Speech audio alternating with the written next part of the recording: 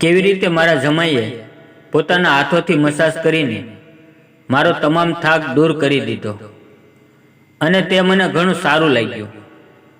તે દિવસે શું થયું હું બધું તમને ખુલ્લેઆમ બતાવવા આવી છું. પરંતુ તે પહેલાં હું તમને વિનંતી કરું છું કે ચેનલને સબસ્ક્રાઇબ જરૂરથી કરી લો, કારણ કે આખો દિવસ વાર્તા લખવામાં અને બનાવવામાં લાગતો હોય છે અને વાર્તા તમારા જેવા પ્રિય મિત્રો માટે જ બનાવવામાં આવે છે. તો મને સહાય કરવી એ તમારી ફરજ બની જાય છે. તો કૃપા કરીને સબસ્ક્રાઇબ જરૂરથી કરી દેજો. મિત્રો, મારું નામ રમા છે અને હું ગુજરાતની રહેવાસી છું. હું એક વિધવા છું. મારા પતિનું મૃત્યુ આજથી 2 વર્ષ પહેલાં થયું છે. મારી એક દીકરી છે અને મારા પતિ અમને બંનેને છોડી આ દુનિયામાંથી ચાલ્યા ગયા, એટલે કે ગુજરી ગયા છે. પરંતુ મારા પતિના મૃત્યુ બાદ પણ મને કોઈ સમસ્યા આવી ન હતી, કારણ કે મારા પતિ એક મોટી ફૂટવેર કંપનીમાં સુપરવાઇઝર હતા અને તેનો પગાર 50,000 રૂપિયા હતો. તેમના મૃત્યુ બાદ પણ તેનો અડધો એટલે કે 25,000 રૂપિયા મહિનાનું પેન્શન મને મળી જતું હતું. હું પણ એક શાળામાં શિક્ષિકા તરીકે નોકરી કરું છું અને મારો પગાર પણ 20,000 રૂપિયા એક મહિનાનો છે, જેથી અમે બંને મા દીકરી અમારી દરેક જીવન જરૂરિયાતની વસ્તુઓ પૂરી કરી શકીએ છીએ. મિત્રો, મારી દીકરીનું નામ નેહા છે અને હવે તે 22 વર્ષની થઈ ગઈ છે. મેં સમય અને સમાજને જોતા મારી જવાન દીકરીને મારી સાથે રાખવી યોગ્ય ન સમજી તેના વિવાહ એક અમીર પરિવારમાં કરાવી દીધા. મારા જમાઈનું નામ રોહન છે અને તે પણ વ્યાપારી છે. મારી દીકરી તેની સાથે મુંબઈમાં રહે છે અને તે તેની સાથે બહુ જ ખુશ છે. એક દિવસ મને મારી દીકરીનો મેસેજ આવ્યો કે મારા જમાઈ કોઈ કામ માટે અમદાવાદ જવાનું છે અને તે કહે છે કે તે તમને પણ મળવા આવશે. તો મેં કહ્યું, દીકરી નેહા, તું પણ જમાઈ સાથે આવી જા. પરંતુ તેણે કહ્યું, નહીં માં, હું 1 મહિના પછી આવીશ. મેં તેને કહ્યું, ઠીક છે, જેવી તારી મરજી.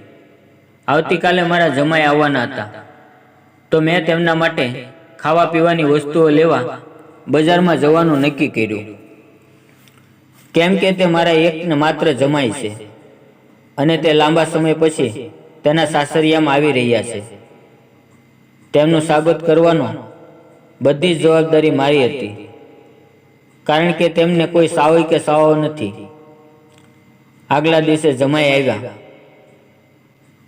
જમાઈને મારા પગે લાગવું જોઈએ, પરંતુ તેમણે મને ગળે લગાડી લીધી. જો તમને મારી વિશે જણાવું તો મારી ઉંમર અત્યારે 35 વર્ષની છે, પરંતુ હું દેખાવમાં ખૂબ જ સુંદર લાગુ છું અને હું પણ જવાન જ લાગુ છું. જો મારી દીકરી અને મને સાથે ઊભા રાખવામાં આવે તો અમે બંને બહેનો જેવી લાગીએ. કદાચ તે માટે જમાઈએ મને ગળે લગાડી, કારણ કે હું તેમની સાસુમાં જેવી તો લાગતી નથી. પરંતુ મિત્રો, એનું આવું વર્તન પણ મને ઘણું સારું લાગ્યું, કારણ કે આ દુનિયામાં મારું કોઈ જ નહોતું. જ્યારે કોઈ આપણને આપણું સમજીને ગળે લગાવે તો સારું લાગે છે અને મને પણ ઘણું સારું લાગ્યું. મેં પણ મારા જમાઈને આગતા સ્વાગતામાં કોઈ કસર ન રાખી. રાતે મેં ભોજન બનાવ્યું. અમે બંને ભોજન કર્યા પછી હું મારા રૂમમાં સૂવા જવા માટે ચાલી ગઈ, કારણ કે દિવસભરના કામથી મારું શરીર ની અંદર ઘણી પીડા થાય છે. થોડી વાર પછી જમાઈ મારા રૂમમાં આવ્યા અને મારા બેડ પર બેસીને કહ્યું, લાવો હું તમારા પગ દબાવી દઉં. મેં કહ્યું, નહીં નહીં, જમાઈ તમે જાઓ અને આરામ કરો. પરંતુ જમાઈ જીદ પર આવી ગયા અને કહેવા લાગ્યા, જો મારી જગ્યાએ તમારો પોતાનો દીકરો હોત તો પણ તમે એ જ વાત કરત. હું તેમને રોકી શકી નહીં અને તેમણે મારા પગ દબાવવાનું શરૂ કર્યા. થોડા સમય પછી જમાઈ બોલ્યા, માં થોભો, હું તેલથી તમારા પગની મસાજ કરી દઉં. આથી તમારો તમામ થાક દૂર થઈ જશે. પછી તેણે સતત 1 કલાક સુધી તેલ મારા પગની મસાજ કરી અને મારો તમામ થાક દૂર થઈ ગયો. મિત્રો, તમે પણ તમારા માતા પિતા,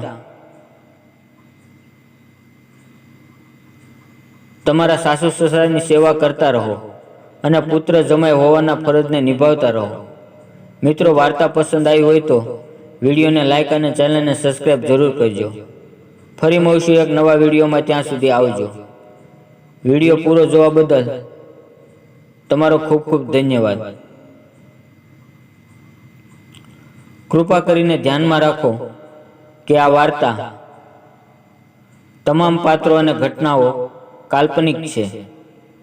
આનો કોઈ વ્યક્તિની જિંદગી, ધર્મ અથવા સમાજ સાથે કોઈ સંબંધ નથી.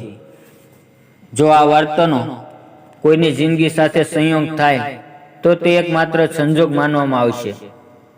અમારો હેતુ કોઈની ભાવનાઓને ઠેસ પહોંચાડવાનો બિલકુલ પણ નથી. આ વાર્તા ફક્ત અને ફક્ત મનોરંજન માટે બનાવવામાં આવી છે. ધન્યવાદ.